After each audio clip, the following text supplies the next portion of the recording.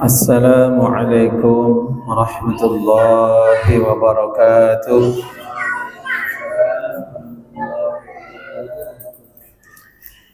Bismillahirrahmanirrahim. Alhamdulillahi rabbil alamin.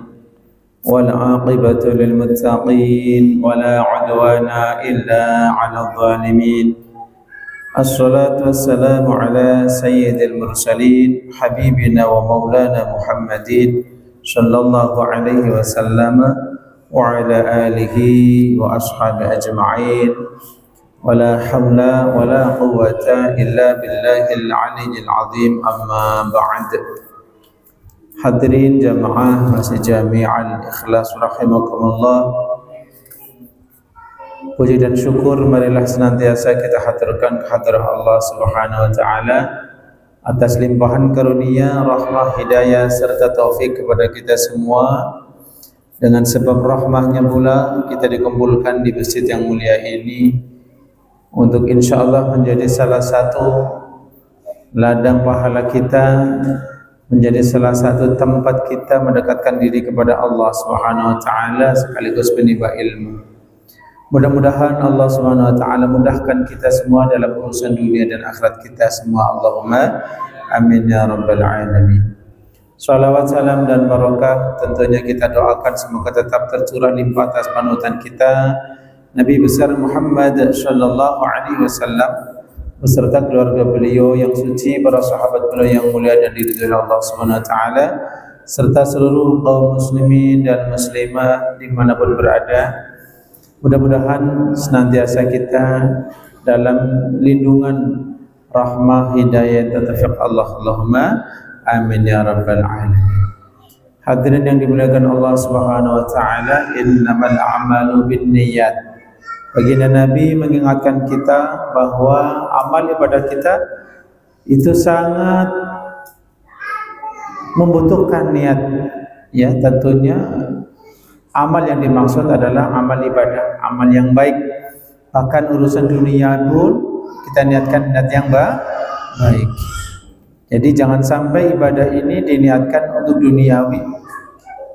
Jangan sampai kita belajar, kita mengaji niatnya untuk menjadi orang kaya, untuk menjadi orang yang kebutuhannya tercukupi. Nanti kalau pinter ngaji kan banyak panggilan. Nah ini na'udzubillah min dzalik, ya. Jangan sampai tujuan kita mengaji ini duniawi. Udah karena Allah saja semuanya. Maka Allah Subhanahu wa taala pasti yang Ar-Raqib, yang selalu menyaksikan kita, yang tahu kebutuhan kita. Bahkan kita sendiri kadang enggak ngerti atau tidak mau menyadari kebutuhan kita apa saja. Ya. Kita butuh namanya kesabaran. Allah uji kita dengan penyakit, dengan bencana, dan masalah, dan sebagainya. Kita membutuhkan syukur. Allah pelihara kesehatan kita. Jadi kita membutuhkan akhlakul karimah. Kita membutuhkan hati yang lapang untuk menerima ilmu dan nasihat. Walaupun kita di masjid dekat dengan para penuntut ilmu dan ahli ilmu, hati kita belum tentu terbuka. Maka kita mohon mudah-mudahan dengan kemuliaan Al-Quranul Karim, dengan kemuliaan baginda Nabi, dengan kemuliaan seluruh amal-amal kita yang kita lakukan ikhlas karena Allah, mudah-mudahan Allah buka hati kita. Allah buka lebar-lebar pendengaran hati kita, ya. Allah maftah masami'a qalbi. Karena hati juga punya telinga, kayak kita nih punya telinga mendengarkan. Tapi nanti masuk ke hati apa enggak nih? Ya. Kita kalau kena hawa dingin mungkin gemeter. Hati kita gemetarkah apa tidak ketika menerima nasihat, ketika mendengar Al-Quran, ketika kita mendengar siraman ilmu? Apakah hati kita bisa merasakan atau biasa saja? Nah, maka mudah-mudahan Allah lembutkan hati kita, Allah buka hati kita, dan Allah tetapkan di hati, ya, ilmu-ilmu yang kita dapat agar menjadi ilmu yang bermanfaat bagi kita. Allahumma amin. Dan tentunya kalau kita punya hajat, kita pengen doa-doa kita terkabul, Pak, ya. Doa banyak banget nggak dikabulin, rasanya kan sakit hati, ya. Wa na'udzubika min du'ain la yusma'. Kita mohon ampun kepada Allah dari doa yang mungkin tidak diperkenankan oleh Allah, mungkin karena doa kita urusannya duniawi terus. Mungkin doa-doa kita belum benar-benar kita bacakan dengan penuh rasa butuh, fakir kepada Allah Subhanahu wa taala. Baik, marilah kita bersama-sama membaca sholawat terlebih dahulu. Salawat apa ya? Salawat Nabi. Sallu ala Nabi Muhammad. Ya Rabbi salli ala Muhammad. Ya Rabbi salli alaihi wa sallim. Ya Rabbi salli ala Muhammad. Ya Rabbi salli alaihi wa sallim. Ya Rabbi ballighu al-wasilah. Ya Rabbi khussah bil fadilah. Ya Rabbi salli ala Muhammad. Ya Rabbi salli alaihi wa sallim. Ya Rabbi warda 'anis sahabah. Ya Rabbi warda 'anis sulalah. Ya Rabbi salli ala Muhammad. Ya Rabbi salli alaihi wa sallim. Ya Rabbi warda 'anil masyayikh.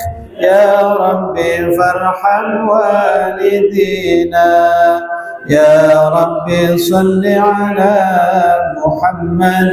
Ya Rabbi salli alaihi wa sallim. Ya Rabbi warhamna jami'a. Ya Rabbi warham kulla muslim. Ya Rabbi salli ala Muhammad. Ya Rabbi salli alaihi wa sallim.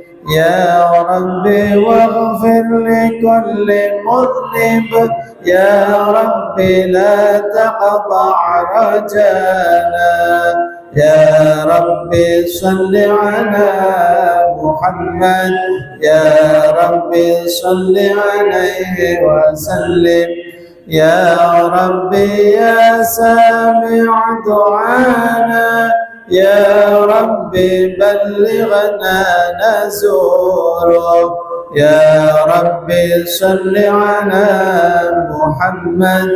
Ya Rabbi salli alaihi wa sallim. Ya Rabbi taghshana binurik. Ya Rabbi hifdhanak wa amanak. Ya Rabbi salli ala Muhammad. Ya Rabbi salli alaihi wa sallim. Ya Rabbi waskinna jinanak. Ya Rabbi ajirna min azabik. Ya Rabbi salli ala Muhammad. Ya Rabbi salli alaihi wa sallim. Ya Rabbi warzuqna syahada. Ya Rabbi hidna bis sa'ada. Ya Rabbi salli ala Muhammad. Ya Rabbi salli alaihi wa sallim. Ya Rabbi waslih kulla muslih. Ya Rabbi wakfi kulla mu'dhi. Ya Rabbi salli ala Muhammad. Ya Rabbi salli alaihi wa sallim. Ya Rabbi nakhtim bil mushaffa'. Ya Rabbi salli alaihi wa sallim. Ya Rabbi salli ala Muhammad. Ya Rabbi salli alaihi wa sallim. Allahumma salli wa sallim wa barik alaihi wa ala alihi wa sahbihi. Alhamdulillah, setelah kita laksanakan bersama-sama bersolawat, bukan hanya membaca solawat ya, tapi kita juga berdoa ya. Ya Rabbi ballighul wasilah, ya Rabbi khussah bil fadilah, sampai ya Rabbi waslih kulla muslih, ya Rabbi waqfi kulla mudhi. Itu semua doa. Ya, maka selayaknya ketika kita membaca ini, ya, sholawat ini, tangan kita walaupun nggak diangkat, minimal nih telapak tangan kita menghadap ke atas, karena kita sedang berdoa kepada Allah Subhanahu wa Ta'ala. Baik, untuk malam ini kita langsung menuju Durarul Bahiyah agar muatan fikih kita bertambah, ya Pak ya. Kalau udah membaca rawi, baca sholawat, baca riwayat kayaknya lupa segalanya ya. Jadi jangan sampai kita karena senang dengan sesuatu melupakan kewajiban yang lain. Ya, kan bisa bagi waktunya ya. Baik, untuk Durul Bahiyah sampai mana ya? Terakhir atau yang masih ingat bapak-bapak? Yang lain bagaimana? Catatannya sama kah? Saksi? Sah? Hah? Sah Pak? Sah, nggak ngerti aku. Sampai mana berarti?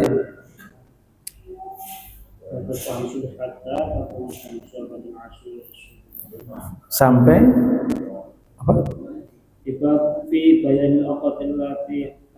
Ya. Di dalam syarah ini sebenarnya bukan tak tukroh tapi tahrum, haram, tapi rata-rata di teks matan itu tukroh ya, karena di syarah semuanya itu tahrum, haram. Berarti kita harus benar-benar memperhatikan jangan sampai melakukan sholat nafilah mutlak atau sholat sunnah yang tidak ada sebab yang mendahului atau yang menyertai, kayak sholat hajat ya. Jangan sampai umpamanya habis sholat asar kita sholat hajat, nggak boleh ya.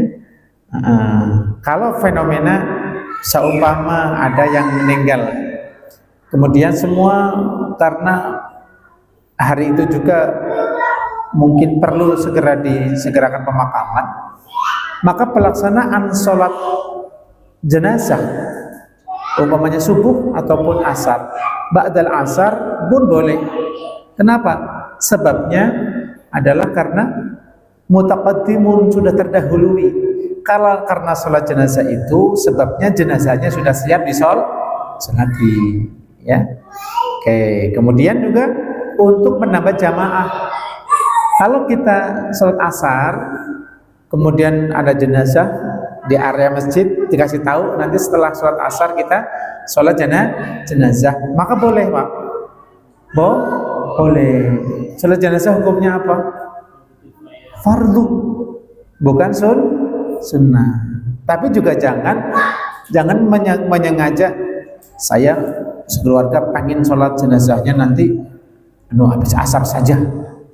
Kalau sengaja seperti itu beda, tanpa niat untuk memperbanyak jamaah itu beda. Jadi ada niat menunggu jamaah semakin banyak, maka itu boleh. Ada seperti itu ya. Oke, baik. Berarti yang terakhir adalah ba'da salat subhi hatta tatul asyamsu. Sudah?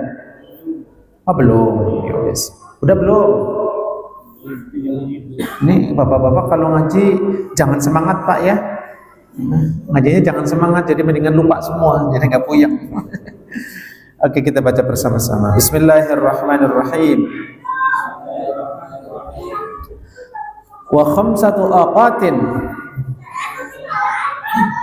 Dibaca dari wa khamsatu awqatin, sudah? Baca bareng ya. Wa khamsatu awqatin. Ayo. Dan 5 waktu. Nah, setelahnya tulisannya tahrumu apa tukrahu? Tahrumu apa tukrahu? Tahrumu. Maka judulnya harusnya faslun fi bayanil awqatil lati tahrumu sholatu fiha. Ya Pak ya. Ini tahrumu maknanya haram. Bukan dapat pahala tapi dapat dosa, dan nggak jadi sholatnya. Nggak jadi sholatnya. Nggak sah ya. Jadi judulnya faslun fi bayanil awqatil lati tahrumus sholatu fiha. Oke, ketemu belum Pak? Bapak? Nggak ketemu, coba kasih tahu Pak yang ini. Apa nggak ada yang ketemu juga sama? Ini kompak ketemu bareng. Halaman 18 coba Pak, halaman 18. Atau yang belum silakan di kantor. Jadi ada waktu-waktu, ada 5 waktu yang haram sholat di situ. Yang dimaksud waktu sholat sunnah mutlak. Nanti ada di sini. Baik, kita baca bersama. Wala tasihhu, silakan. Dan tidaklah sah fiha, di dalam 5 waktu tersebut, an-nafilatu, sholat sunnah. Kalau sholat fardu sah, umpamanya bapak-bapak sudah selesai sholat asar, padahal bapak-bapak tidur dari pagi. Dari pagi bangunnya di waktu asar. Rasanya bapak-bapak udah bangun sholat duhur, padahal tidurnya nggak ada jedanya, nggak ada lampu merah, ya, oke? Ngalami nggak Pak? Pengalamannya, kerja capek ya Pak. Nah, coba yang ini, yang tahu itu mungkin ada yang belum ketemu Bapak, oke? Ya, nah, maka ketika sholat asar, ya kok nggak ada yang ba'diyah asar, nggak ada ba'diyah duhur ya, mungkin dia sholat duhur ya. Oh iya, saya belum sholat duhur. Maka setelah sholat asar dilakukan jamaah, langsung melaksanakan sholat duhur qadha. Jadi jangan ditunda besok lagi duhurnya double, jangan. Ya, paham Pak ya? Itu boleh, itu sholat fardu. Oke. Allati la sababa laha, silakan. Allati la sababa laha, silakan. Yaitu sholat sunnah yang tidak mempunyai sebab, mutaqaddimun, baik sebab yang mendahului, au muqarinun, atau sebab yang menyertai, fi ghairi Makkah, di dalam selain kota Mekah. Oke, jadi begini, kalau sholat sunnahnya tidak ada sebabnya, mutlak namanya, niatnya biasanya saya niat sholat sunnah 2 rakaat, Allah Akbar. Sholat itu mau 1000 rakaat pun boleh, nggak apa-apa. Sholat sunat mutlak silakan. Tidak karena waktu, tidak karena ada sebab. Beda kalau ada sebab, ya, ada sebabnya. Jadi sholat sunnah yang tidak mempunyai sebab, mutaqaddimun, sebab yang mendahului. Contoh sebab mendahului seperti sholat tahiyatul masjid. Kan sebabnya disunnahkan sholat sunnah tahiyatul masjid karena sudah ada sebabnya dulu, apa? Masuk masjid. Maka kalau bapak-bapak habis sholat asar, apanya ya, pulang ke masjid lagi, mau ngaji di masjid, ada pengajian habis asar,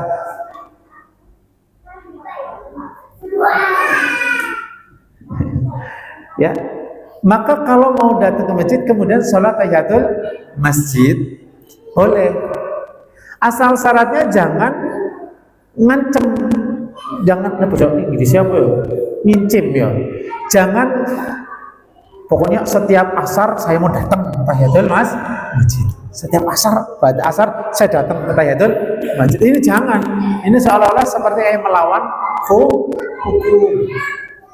Apalagi tahiyatul masjid bisa Bapak ganti dengan membaca subhanallah walhamdulillah la ilaha illallah wallahu akbar 4 kali. Bisa Pak. Nah, gitu ya. Au muqarinun, ya.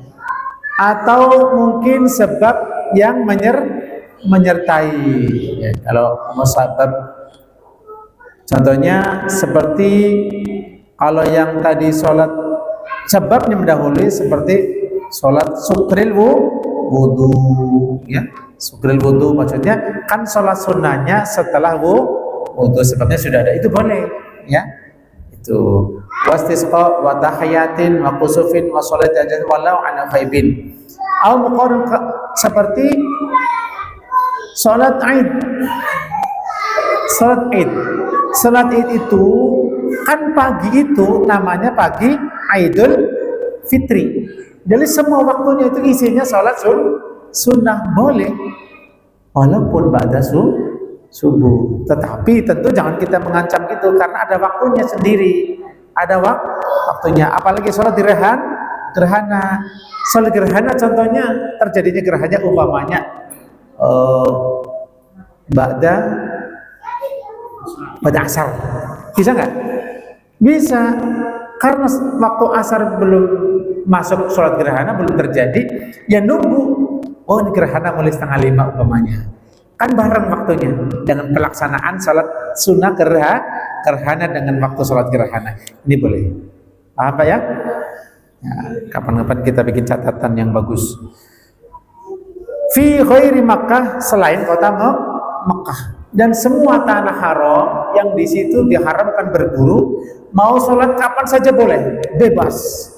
Itu keutamaan kota Makkah. Moga-moga kita dikasih rezeki bisa ke tanah suci semua. Allahumma amin. Yang benar-benar tanah suci, ya, di mana? Di Mekah. Takutnya nanti ada orang bikin Ka'bahan, dibikin sucian, menganggap ini kalau tawaf di makam itu lebih utama daripada di Ka'bah, ya. Ziarah ke ini, ke tuan ini lebih utama daripada ziarah ke makam Nabi. Nah, naudzubillah min. Nah, ini jangan-jangan takut ada ajaran seperti itu. Jadi harus benar-benar tanah haram kota Mekah. Maka tidak harus di masjid, Pak. Di rumahnya pun boleh kalau tanah Mekah ini. Salat mau ba'da subuh, mau ba'da asar, silakan. Alal mu'tamad, menurut qaul yang masyhur, yang mu'tamad. Waqil, ada sebagian ulama menyampaikan, ya jangan gitulah. Ya tetap hati-hati. Tapi yang kuat adalah boleh. Jangan dilarang sesuatu seorang pun, kata Nabi, untuk beribadah di tanah suci. Ya, di Mekah dan di tanah suci haram, se-Mekah tersebut haram, tanah haram. Ba'da sholatis subhi, silakan. Yaitu setelah sholat subuh, hatta tadlu'a, sehingga terbit asyamsu, matahari. Jadi bapak-bapak jangan sholat, apalagi makanya dari situ tidak ada sholat sunnah ba'diyah subuh, tidak ada sholat sunnah ba'diyah subuh dan ba'diyah asar. Tetapi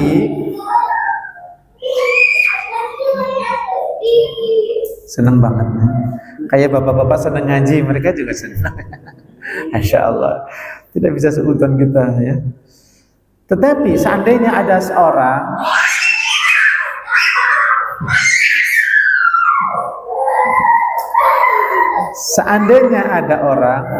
belum melaksanakan sholat sunnah qabliyah subuh, mungkin karena dia tidurnya sangat lelap sekali, bangun-bangun sudah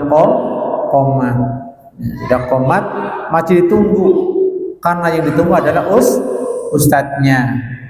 Nah, akhirnya mohon jangan tersinggung yang punya gelar ustadz. Nah, ustadznya ditunggu, akhirnya ustadznya langsung ngimami sholat subuh di masjid, belum sempat sholat qabliyah subuh. Maka boleh sholat sunnah ba'diyah subuh, sholat sunnah qabliyah subuh setelah sholat fardu subuh dengan niat apa? Mengqadha'nya. Paham? Walaupun tanpa niat qadha' pun, karena memang area qabliyah, sholat qabliyah itu waktunya, Pak, sholat qabliyah waktunya adalah sejak masuk waktu sholat, adzan lah ya, sampai keluar waktu sholat. Begitu sudah selesai waktu sholat, sudah tidak boleh sholat sunnah qabliyah. Paham? Jadi sholat zuhur qabliyah nggak sempat boleh dilaksanakan setelah sholat zuhur, umpamanya zuhur qabliyah belum dikerjakan, ya udah dilakukan setelah sholat fardu zuhur, sholat sunnah qabliyah zuhur, kemudian sholat sunnah ba'diyah zuhur. Paham, Pak? Paham? Tapi jangan istiqomah selalu kita datangnya telat sehingga timbul kesan kayak boleh sholat ba'diyah subuh. Jangan sampai ya. Apalagi yang ustadz ini, maka usahakan ustadz ya lebih jadi panutan ya, datangnya lebih. Ini ustadz semua kan? Nggak ada ustadznya kan? Alhamdulillah ustadz semua kan. Oke, jadi sampai terbit matahari. Wa ba'dal asri, silakan. Dan setelah salat asar ilal isfirari, hingga berwarna kuning matahari. Nah, jadi ketika matahari mulai tenggelam kan warnanya mulai kuning tuh. Setelah salat asar jangan salat sunnah mutlak, jangan. Kasus qobliyah asar sama kayak tadi qobliyah subuh sama, ya, paham? Jadi gitu. Jadi waktunya adalah kalau qobliyah dari masuk waktu sholat sampai keluar waktu sholat berikutnya, ya. Jadi kalau matahari sudah berwarna kuning setelah sholat asar tidak boleh melaksanakan sholat sunnah mutlak, ya. Wa 'inda tulu'iha, silakan. Wa 'inda tulu'iha, dan ketika terbitnya matahari, hatta tartafi'a, sehingga naik matahari, karumhin, seperti ukuran tombak. Jadi kalau ini tadi kan kalau yang pertama dan kedua setelah sholat subuh dan setelah sholat asar. Sekarang tidak melihat, umpama begini Pak, umpama bapak-bapak waktu sholatnya rada telat, ada sesuatu hal. Kalau matahari masih ada, meskipun berwarna kuning, namanya belum sholat asar, ya wajib sholat asar. Paham? Paham? Ulangi ya. Soalnya ini agak ribet kalau nggak dipahami. Bapak-bapak telat, apa namanya? Ini sholat subuh berarti ya? Sholat subuh ya. Wa 'inda tulu'iha, terbit matahari. Kemudian kasih contoh tadi aja, sholat asar umpamanya, matahari sudah berwarna kuning, taruhlah mungkin seperempat jam sebelum waktu maghrib umpamanya, oke? Paham ya? Ini dilihatnya bukan dari sudah sholat apa belum, tapi berwarna kuning. Bapak-bapak kan harus sholat asar, belum sholat asar, jangan diawali dengan sholat sunnah mutlak, tidak boleh, meskipun belum melaksanakan sholat asar, karena dilihatnya dari waktunya, bukan dari sudah sholat apa belum. Ini paham nggak? Tidak boleh melaksanakan sholat mutlak ketika matahari berwarna kuning menjelang terbenam matahari baru sholat asar, tidak boleh. Apalagi setelah sholat asar, ya, kemudian berwarna kuning terbenam matahari, itu lebih tidak boleh lagi. Jadi dilihatnya mungkin orang tersebut belum melaksanakan atau sudah melaksanakan sholat asar, tidak dilihat dari pelaksanaan asarnya, waktunya sudah berwarna kuningnya matahari, tidak boleh sholat sunnah. Tapi kan sholat sunnahnya saya sebelum sholat asar kan? Iya, tapi matahari sudah berwarna kuning, tidak boleh sholat sunnah mutlak, tidak boleh. Paham? Ya, alhamdulillah kalau udah paham. Wa 'inda tulu'iha, terbit matahari. Nah, terbit matahari kan berarti setelah sholat subuh. Entah dia sholat subuhnya setelah terbit matahari atau sebelum terbit matahari. Paham nggak? Kalau sebelum terbit matahari berarti kan bapak-bapak sholatnya standar, sholat adzan subuh terus sholat subuh. Itu bapak nggak boleh sholat sunnah mutlak. Nah ini bapak-bapak kesiangan umpamanya, bangun kesiangan, begitu kesiangan, oh udah apa namanya, terbit matahari. Di situ bapak karena mungkin istiqomah sholat hajat, jangan sholat hajat dulu terus sholat subuh, jangan. Kenapa? Dilihat dari waktunya, tulu'u syamsi hatta tartafi'a karumhin, nggak boleh, ya. Dipaham nggak kira-kira nih? Kalau nggak paham, dilihat di YouTube nanti Pak ya, ulang. Biasanya antara paham dan belum paham juga. Tapi berusaha Pak ya. Ini dilihat bukan dari pelaksanaan sudah sholat asar apa subuh apa belum. Wa indal isfirari, silakan. Dan ketika matahari berwarna kuning, hatta yakmula sehingga sempurna ghurubuha, terbenamnya matahari. Ini tadi contohnya ya. Jadi kalau udah berwarna kuning udah sholat asar saja.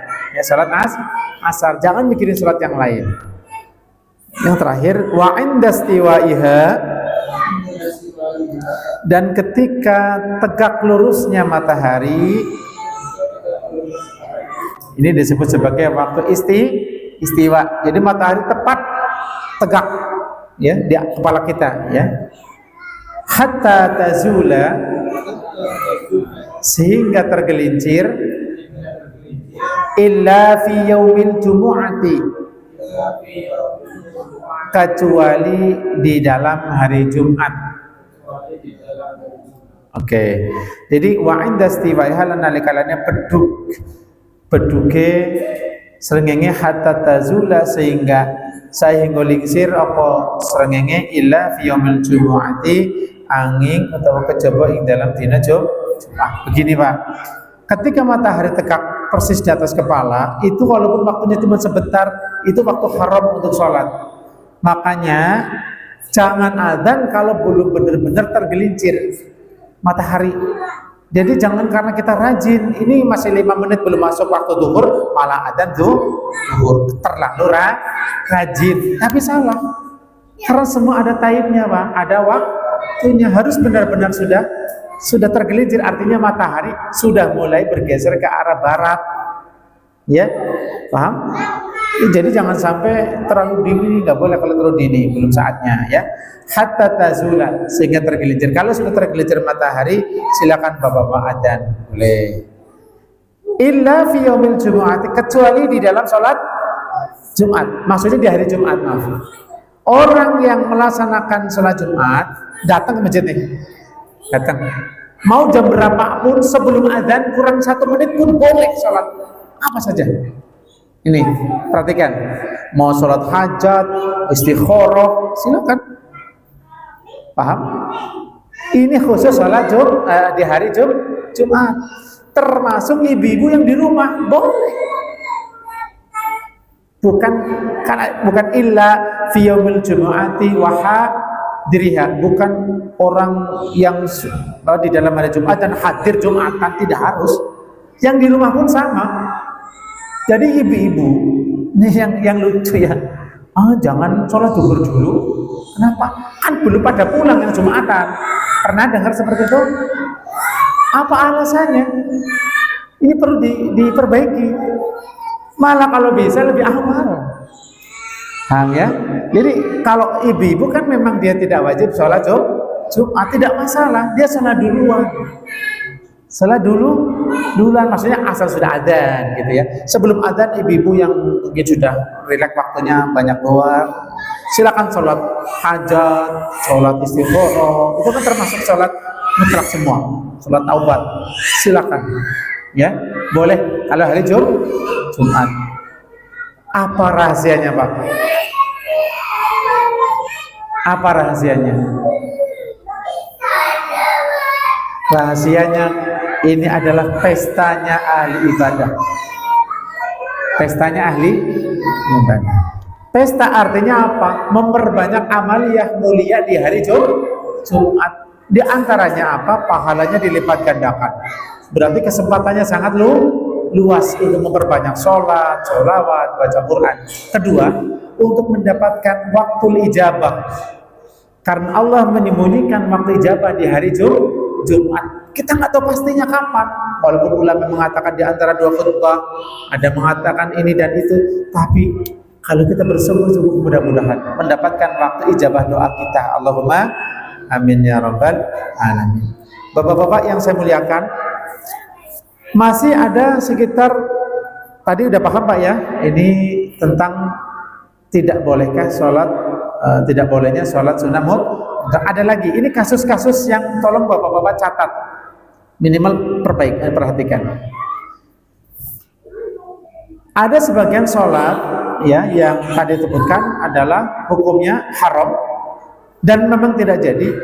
Contoh, lil hadiri walau bi Makkah ba'da julusil khatib 'alal mimbar li khutbatil jum'ah wa illam yashra' fil khutbah wa la sami'a halal nusalli.